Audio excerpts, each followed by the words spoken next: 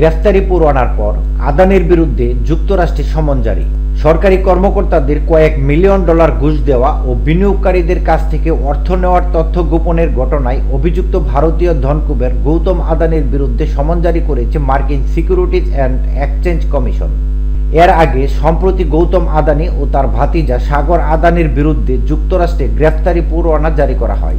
New ইয়র্কের eastern ডিস্ট্রিক্টের federal আদালতে দাখিল করা নথিতে বলা হয়েছে 21 দিনের মধ্যে সমনের জবাব দিতে হবে। সিকিউরিটিজ অ্যান্ড এক্সচেঞ্জ কমিশন আদানিদের উপর অনির্দিষ্ট আর্থিক জরিমানা এবং বিধিনিষেধ চেয়েছে। রোববার এ বিষয়ে মন্তব্যের জন্য রয়টার্সের অনুরোধে তাৎক্ষণিকভাবে সাড়া দেননি আদানি গ্রুপের প্রতিনিধিরা। যদিও এর আগে গ্রুপটি মার্কিন আদালতের ফৌজদারি অভিযোগকে ভিত্তিহীন বলে প্রত্যাখ্যান করেছে।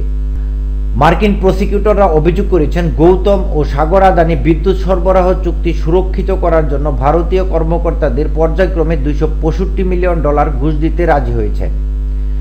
আদানির কথিত সহযোগীদের একজন অত্যন্ত চতুরতার সঙ্গে তার ফোন ব্যবহার করে কর্মকর্তাদের দেওয়া এই ঘুষের পেমেন্ট ট্র্যাক করেছিলেন।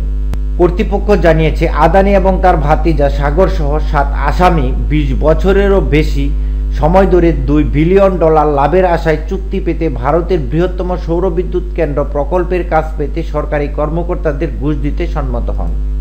অপরদিকে কংগ্রেস নেতা রাহুল গান্ধীও গৌতম আদানিকে গ্রেফতারের দাবি জানিয়েছেন। এক সংবাদ সম্মেলনে রাহুল জোর দিয়ে বলেন, মার্কিন আদালতে আদানির বিরুদ্ধে অভিযোগগুলোর পুঙ্খানুপুঙ্খ তদন্ত করা উচিত এবং যথাযথ আইনি ব্যবস্থা নেওয়া উচিত।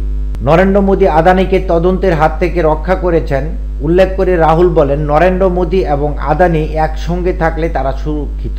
ভারতে আদানিকে কিছুই করা যাবে না।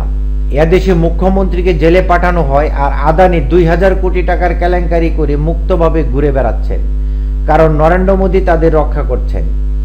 আদানি ভারত ও আমেরিকায় অপরাধ করেছে, কিন্তু ভারতে আদানির বিরুদ্ধে কোনো রকম ব্যবস্থা নেওয়া হচ্ছে না।